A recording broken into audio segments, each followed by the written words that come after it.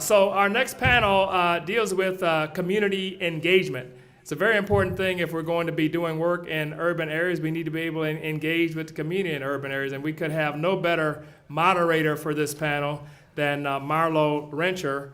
Marlo I met at TEDx 2012. She's an outstanding person. She's been working in this area. She's an entrepreneur. She has her PhD in business anthropology from Wayne State University. She has undergraduate degrees from the University of Michigan here. Go Blue.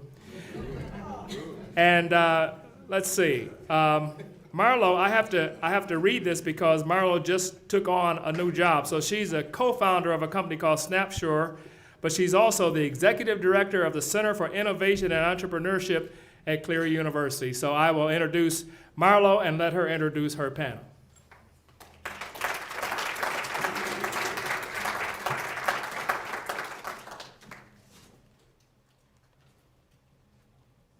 Good morning. Good morning.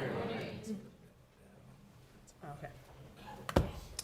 So, as David talked about, I'm a business anthropologist. So it's very, very, very important to us to make sure that we're talking to the community. And there could be really no better panelists to talk about talking to the community than the ones we have selected. We have a really great mix of people who are entrepreneurs as well as people who are academics. And let me really do us the great favor of getting them to the stage very quickly so we can engage with them about the wonderful things that they're doing. So first we have Brian Flanagan, who's the managing director of the University of Michigan Ross Leadership Initiative. Brian, come on up. Next, we have Sebastian Jackson, who's the founder of the Social Grooming Company in Detroit. Come on up. Next, we have Christopher Prater, who's the co-owner of Thrift on the Avenue, the wonderful store you saw a little bit earlier on the screen. Last but certainly not least, we have Nick Tobier, who's the associate professor at the U of M Penny W. Stamp School of Art and Design. Come on up. So we'll get started with Brian. Okay, great. Well, first of all, thanks for having us here today. It's a real pleasure to be a part of a conversation like this, and it's something that we're all very passionate about and excited to engage with. So I'm, again, a representative of the Ross School of Business, and our mission at the Ross School is educating business leaders who make a positive difference in the world. So it's sort of a unique mission. And what that means to us is we're trying to train business leaders who are very purpose-driven, who are committed to adding economic value for shareholders, stakeholders, and society. People who build businesses that are great places to work and proactive citizens in the community. And I think the reason I'm actually on stage today is one of our particular initiatives that my group, the Ross Leadership Initiative, runs that is trying to really introduce students into this space and into this ethos. So we do this thing each year called the Ross Impact Challenge. Students participate in this before they even start class. It's the first experience for MBA students. It's one of the first for our BBAs. We engage 1,500 students across 5 academic programs in this initiative. And really what it's doing is actually getting students involved in urban entrepreneurship and introducing them to this notion that we can create for-profit businesses serving a social purpose in the community. And so last year, the form that took is we put together a back-to-school fair. Our students generated 42 different products, services, learning activities tailored to the unique needs of Detroit youth. And I'll talk a little bit about how they came to understand those needs in a moment. And it was a big, energized event. We had 3,000 kids in Detroit Eastern Market with their family members. It was a great engagement and really showed us what we could potentially do with this program. Since then, we've taken it to a new level. This year, again, since May, we've been engaging with 1,500 students in 5 different phases. And in each case, getting them to engage with the community, to go through a user-centered design process where they're talking with end users about what kind of a business we can create that would serve a real important need. And so the mission this year was actually to create a business venture idea that we were going to invest in as a community. And by invest, I mean we have investment from General Motors, investment from our Provost office, so we can actually seed fund a new venture. And so this year's purpose was to create a business that would increase the odds Detroit youth, this next generation of Detroiters, could become engaged in this entrepreneurial space. And so what we've gotten really good about is engaging community in that brainstorming process and the development of the idea and the selection of the ultimate idea. What we're getting better about is really engaging the community in that earlier stage of identifying the needs. But I'm sure we'll have time to get a little further into it, but what Marlo asked me to be clear about is sort of our assumptions going into the community. And being from the University of Michigan and being with the business school, we know we have to go the extra mile to really build trust in the community and to make sure people know we're there for authentic reasons, to follow through on the things we say we're going to do, and to start with some really good partners. So people like Bart Eddy, who's in the audience today, TechTown Detroit, who you're going to hear from later, Detroit Parent Network, Detroit Public Schools. We've started to create a really robust set of partners, and we've started to get much better about sustaining our presence and our commitment in the city. And I think if we get to the point where this Impact Challenge each year is engaging these hundreds of students in a meaningful way with community leaders, business owners, other stakeholders, and we're truly creating these new business ventures each year that serve a social need, we'll only go further in building that trust and helping people see that we're serious about it. So I know we're short on time, and I don't want to take up much more. I'll leave it at that. Happy to share more about the Impact Challenge and how we engage the community in that process.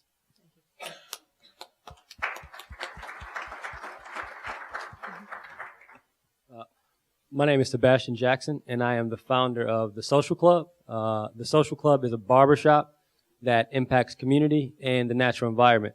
So what does that mean? It's a barbershop first. We focus on cutting hair, all different types of hair. I made a decision to hire people that look different than me, so everybody that works there looks different than each other, so that we can cut all different types of hair.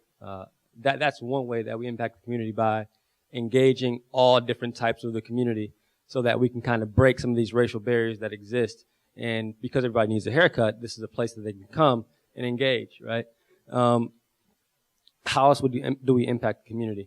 So we built our barbershop out of a house that was blighted, burned down, right? We work with Jerry Paffendorf, who you know is one of the reasons why don't we own this exists, right? So we identified one of these blighted homes that was burned down, deconstructed it piece by piece, and built our barbershop out of that house.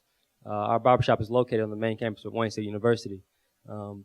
And that was another way we wanted to impact the natural environment as well, right? We didn't want to use wood from a tree or from, you know, Lowe's or Home Depot.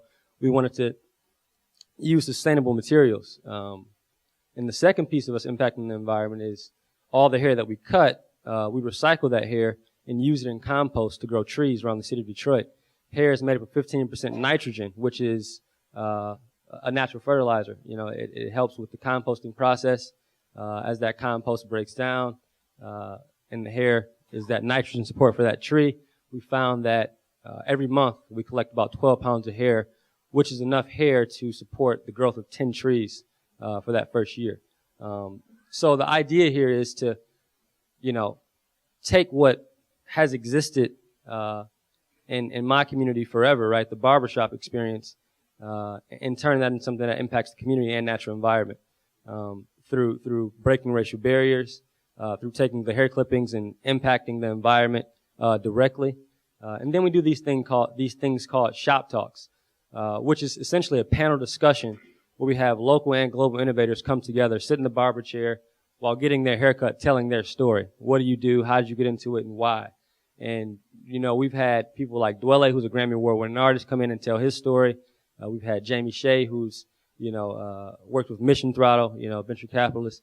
And it's because we're on Wayne State's campus that we kind of get this array of diverse clients, but they have these questions. They want to know, what do you do and why, right? And in the barbershop, we have these questions, we have these debates, but it's no context, it's no kind of system. And we've decided to take this traditional experience and kind of give it some form. And have a moderator and ask these questions and have these answers that are factual versus hearsay. So that's the environment that we're looking to create. Right now we have one shop. We're looking to open up 2 more. We've gained some interest from Reggie Bush. He wants to invest in helping us get 2 more shops open. And after we do that, then we plan on franchising this opportunity so that we can scale our impact and scale our community engagement. Eventually, we want to have these shop talks online so that we're not limited by the capacity of our shops. And some of these stories that are being told can impact a greater audience. And we want to turn that 12 pounds of hair in one shop into 1,200 pounds of hair, in 100 shops, and planting 1,000 trees a month. So we're looking to scale our impact. That's what we do, how we do it, and why we do it. Excellent.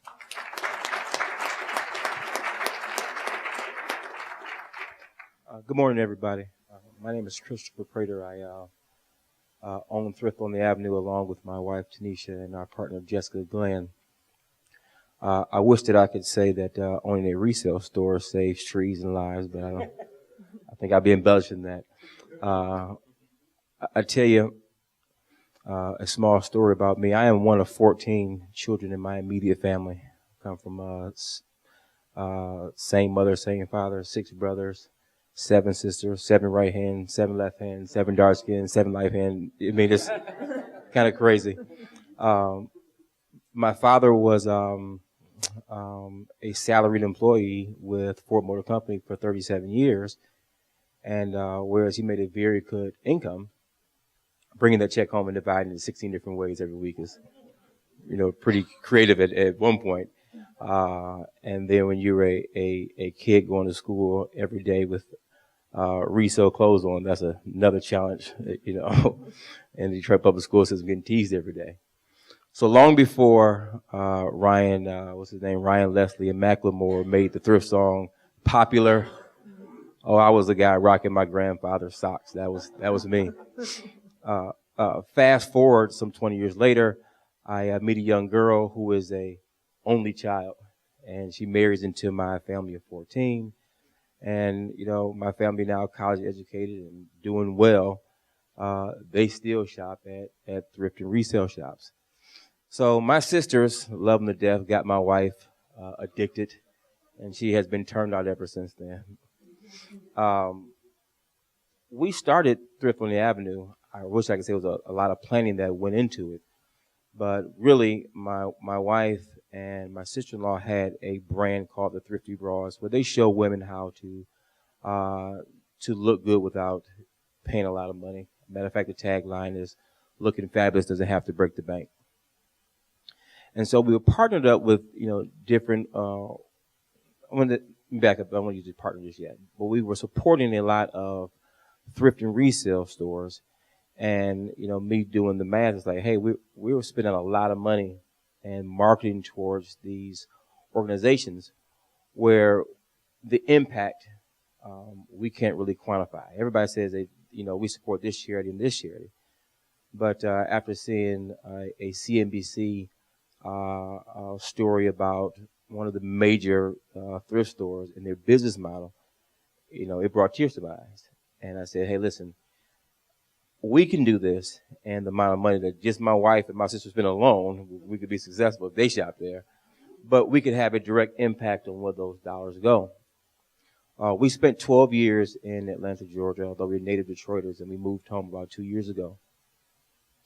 We submitted to a grant through the DGC program called Revolve, and we were awarded a $10,000 grant to start Thrift on the Avenue. Fast forward to about a week within us opening, we found out that due to a zoning ordinance, we could not open up at our original location. So after crying and praying, more crying is like, what are we going to do? A consultant of a friend of ours, Dorothy Purtle, who is a U of M alumni, she said, I have this spot for you to look at on Cass Avenue. And I said, Dorothy, I'm not going on Cass Avenue. I'm telling you that right now. And she said, no, you got to check out this spot on Cass Avenue. I said, Dorothy, you're from California. You don't know anything about Detroit. I'm not going to Cass Avenue.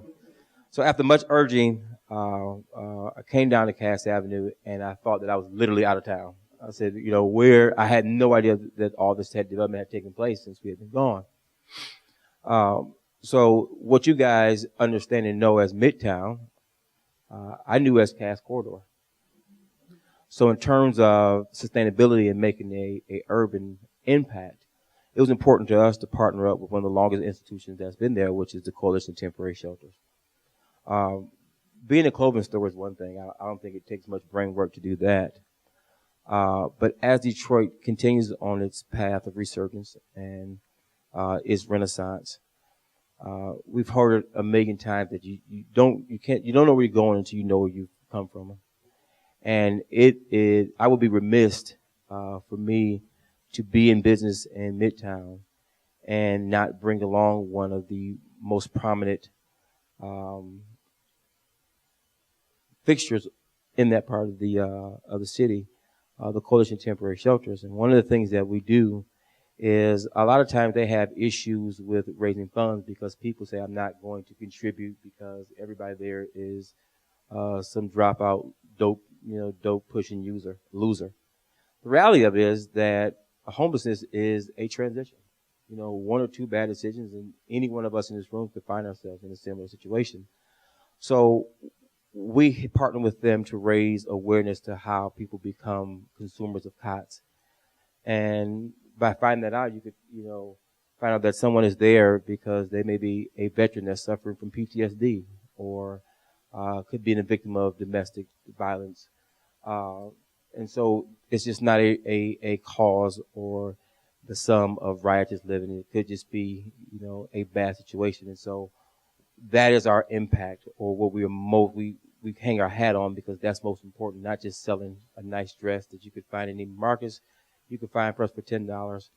It's that 30% of all of our profits are going back to help the community and bring them along in this redevelopment process. So, thank you guys very much.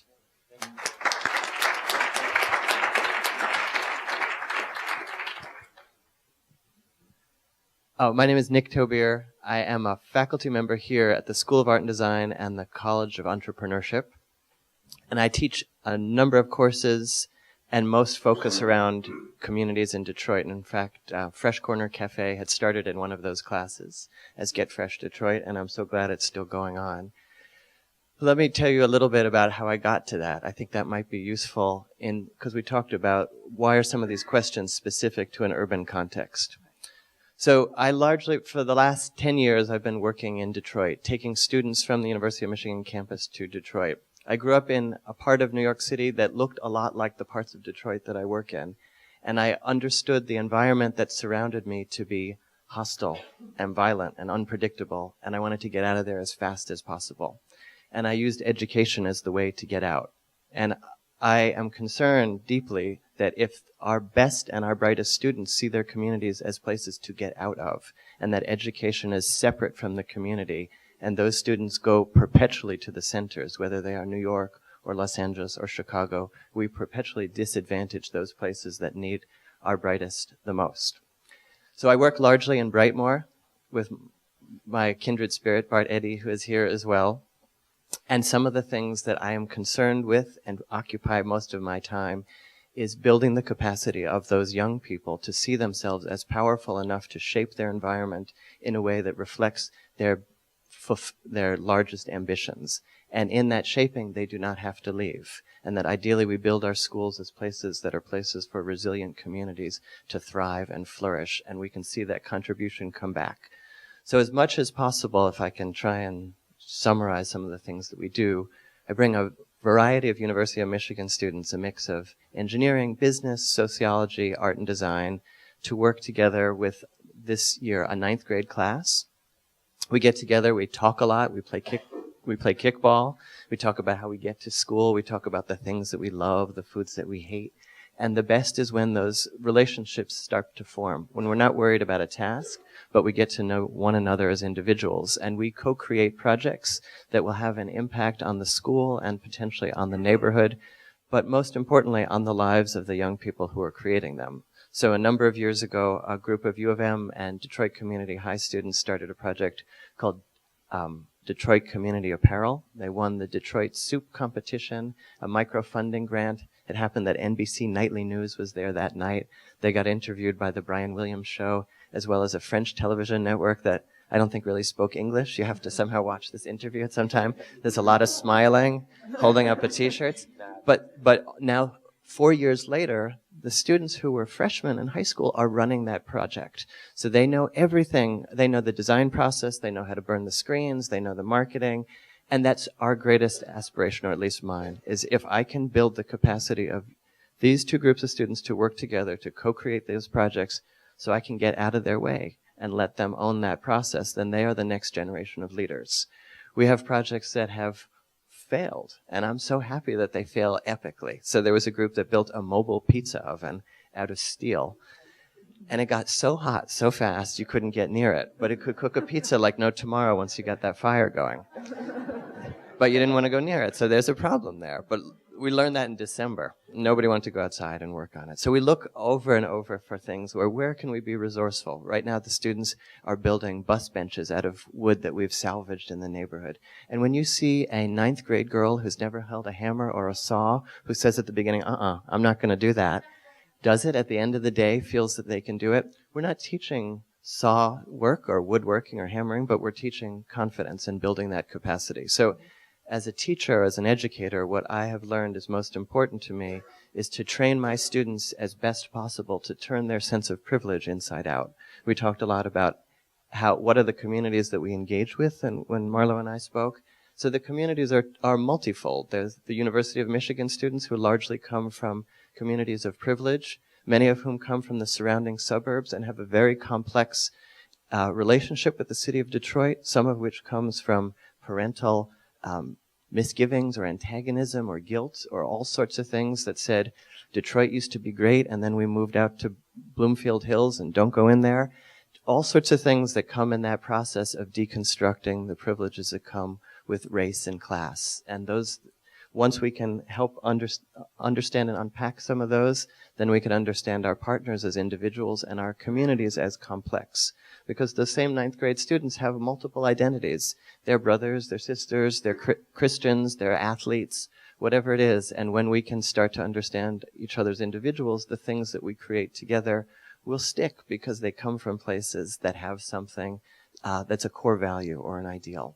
We teach various business practices, understanding a business model canvas, and what it means to create, say, a project that deals with the identity. The silkscreen came from the fact that the students wore school uniforms and they wanted to see themselves and their ideals reflected in the clothes that they wore. So once they can start to shape that process, they recognize that there's no stopping what they can do, and the agency that they gather from that process enables all of our communities to grow together because we get a lot of things out in the open. I think that's probably a good introduction, and then we start from there. Absolutely.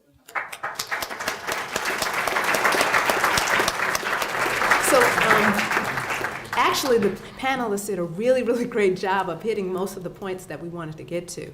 What I'd like to do is ask one question that I'd like as it makes sense for you to answer, and then open it up to the audience to engage, because they have a lot of rich history. This is, years and years and years of people engaging with the community. And in fact, you'll notice in the comments, I'm sure you did, that a lot of the lessons that Dr. Robinson had talked about, the connecting with the community, definitely connecting globally from the French television team, but also learning to pivot. And so getting back to that, learning to pivot, we've had conversations, and actually Nick kind of alluded to this, of connecting with the community or engaging with the community. And sometimes, a lot of the times, we're surprised because you go into the community with the intention of teaching something. But as a result of getting into the community, you recognize that it's a learning opportunity. It is a two-way street. And there are a lot of opportunities to learn and pivot, fail a little bit, and do something different. And so what I'd like each of you to address, however briefly, is, how that process has gone for you. So, Brian, you can start.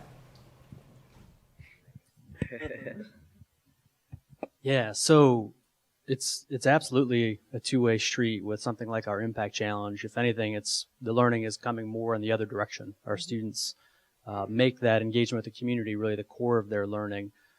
So, when we got to the beginning of this process of trying to create a business idea that we could actually create in the city, we could have approached that in a couple of ways. One is getting our students in a room to go through a brainstorming process where they're taking their previous knowledge, their previous assumptions, bringing a lot of great minds together because we have 450 students together at the same time and developing a great idea that may or may not actually work.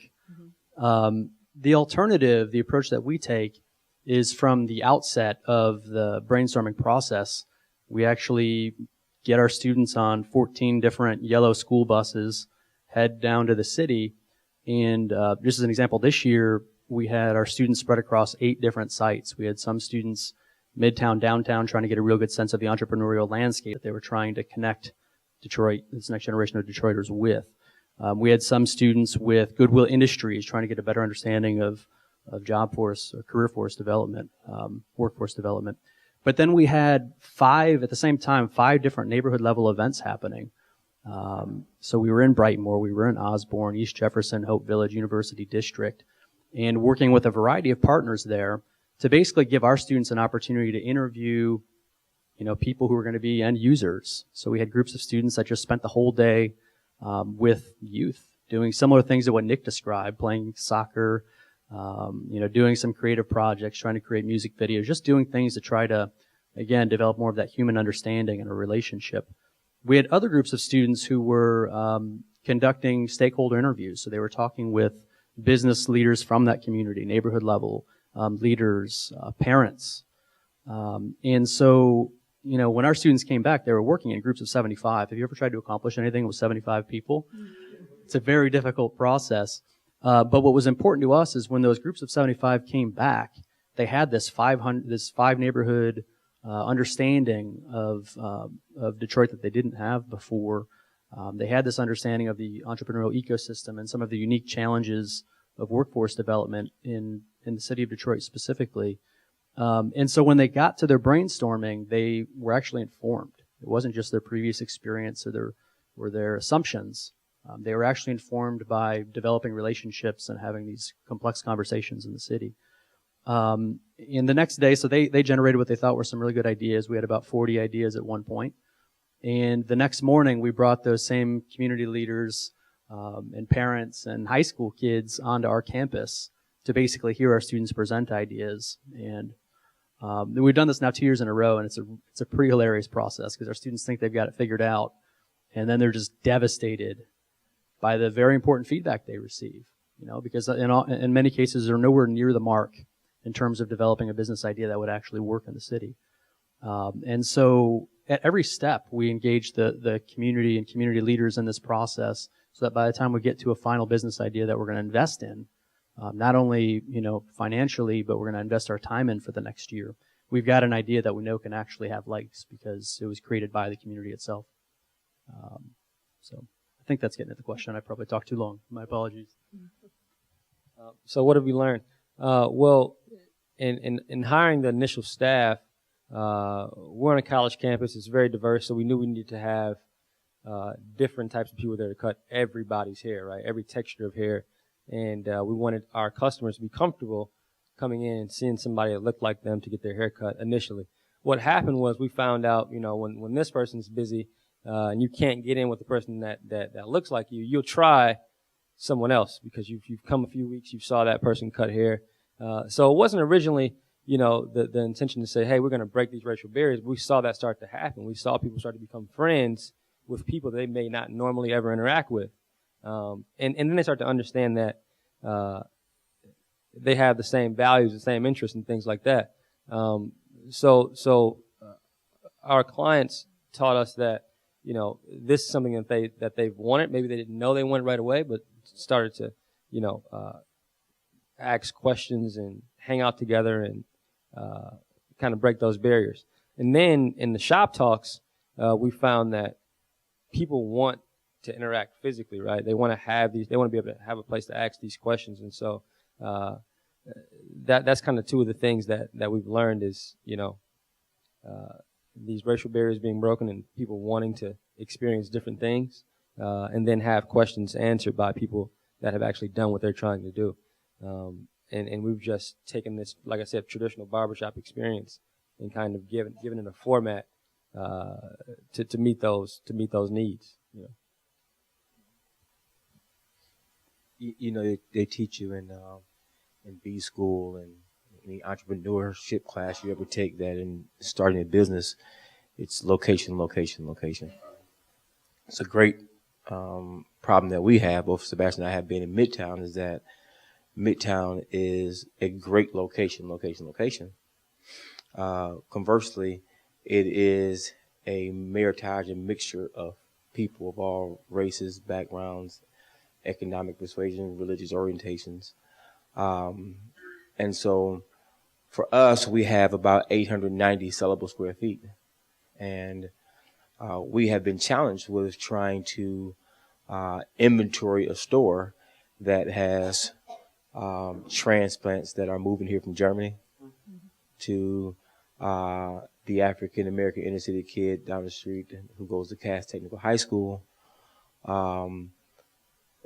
to anybody who is moving into this epicenter in Detroit, whatever, in this period of growth, is moving into this Midtown area. So trying to have a store that meets the needs of all these different people has been challenging but fun. You know, when we're going through clothes, and my wife, I'm asking my wife, like, there's no way in the world you're gonna keep that pair of boots. And then somebody walk in and say, "Oh my gosh, I've been looking for those pair of boots all my life." It's happened time after time again. And so we heard before about that ability to be able to pivot.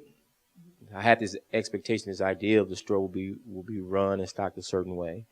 But it's not our store. We belong to the community. They're going to tell us how they want the store to be inventoried and stocked. And so that's been fun.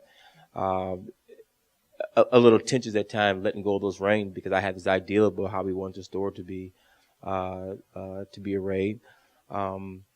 But it's always fun when you get these, you know, these people requesting things that you never thought you'd hear from, but that you bring it in and it moves. So that part has been pretty exciting. Yeah. I guess some of the big things that I have learned is that relationships that are meaningful take time, and you never know who those people are who are going to form that relationship. So that each time I talk to a group of people, I don't know if it's someone in the back or someone in the front, but I have to assume that everybody is a potential ally. And some of the students I've had who seem like the biggest knuckleheads are the ones who stick through it, you know, who come in the beginning and say something. I think, how could you be so ignorant? Where does that come from? Where is that possible? And over time, they reveal themselves to be genuine people who are interested, and their willingness to stumble out and say something that, you know, might not be perfectly thought out or completely correct at the time will help, you know, reveal themselves as someone who's willing to try. The other is that they're competing goals sometimes at times in the social entrepreneurial model.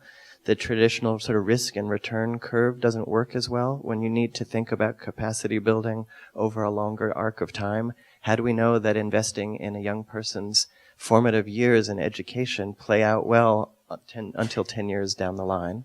So quarterly returns won't work as well on that. So I started in with sort of big E, lots of Post-its. Let's get an idea out fast and make it happen. And it's shifted to a big S for social, that the relationship building takes precedent over the entrepreneurial initiative. But it's all part of a stronger foundation for something that will resonate with the people who are forming it. These are really fantastic insights. Right now, I'd like to invite people in the audience to have questions. Go ahead. So, what has worked best for, I guess it's for everyone, for building relationships with the community?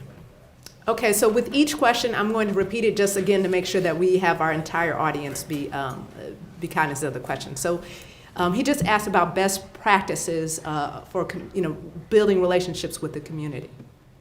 I guess mine is to not to go in expecting something, not to show up and say, I want to do this, we're going to do this. So to take time to say, the first time we meet, we're just going to get to know each other. I want you to hear how I speak, and vice versa. We hear what each other believes in without expecting anything's going to come of it.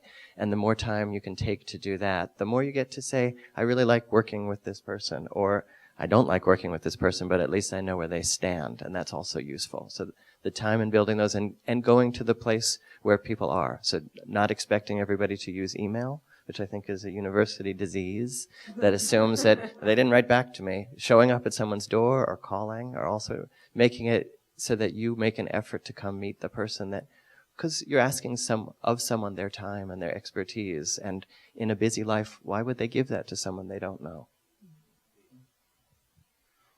We have an initiative that we are launching this holiday season with COTS, the Coalition of Temporary Shelters, called a Good Measure campaign, from the biblical Bible verse says, "Give and it shall be given unto you, a good measure." The thing that we have found that has allowed us to be accepted in the community is to not come in to the community to take something, but to give. I guess we can kind of talk our way around the biggest conversations going on in Midtown about this gentrification. And I think the problem that the natives who have been there the entire time feel as if they're being marginalized. And I can understand where that's coming from. There are people who can, draw a conclusion, good, bad, on both sides of the discussion. But one of the things that we have to do as entrepreneurs, and for the big businesses and small business alike, is we need to not marginalize the people who've been there, and we need to look to the community to give, as opposed to bring this idea that we're doing something for you, but it's together that we can build a earnest and developing community.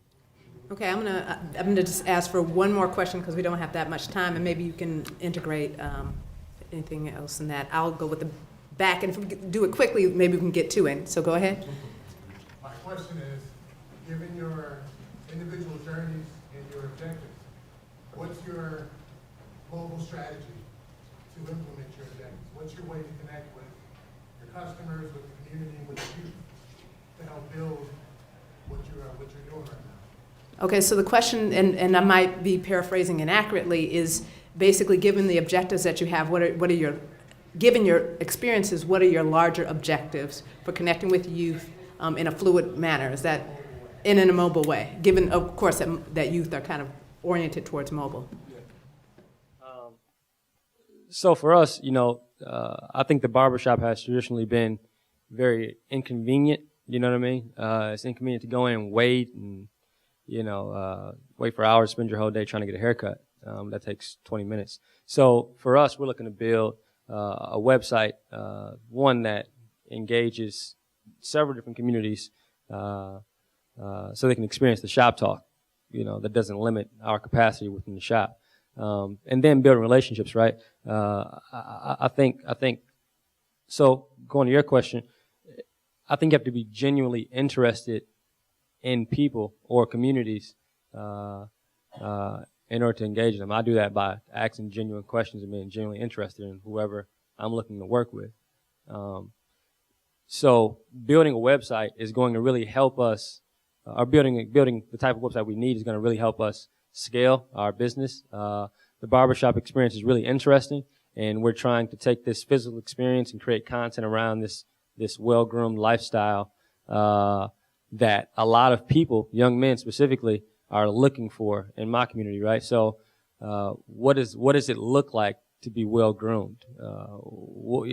And we want to show examples of that through our website. And, you get a lot of young men coming in the shop.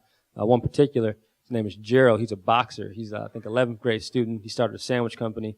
I think he just connected with Noam not too long ago. People are coming in the shop and they're looking at the barber like, this mentor type of figure. And the social club is that community hub that has the connections to all these different organizations and people directly because they're calling us to get a service. We've positioned ourselves to do that. Now we have to put that online or on some mobile application to make it more accessible, like a real social club network.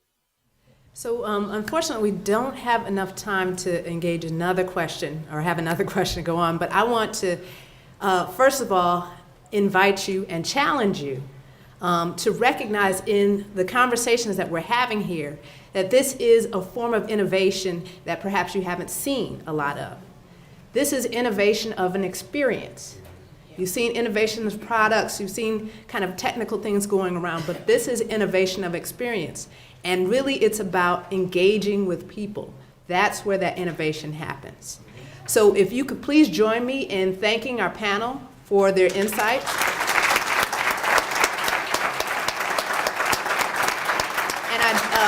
And I definitely invite you, I believe they're going to be around for a little while, to come up and ask the questions directly. Thank you so much.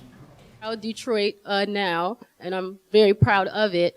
Transportation was a big thing that was a problem for me. This was just like hey, this is not okay. Does anybody know this is broken?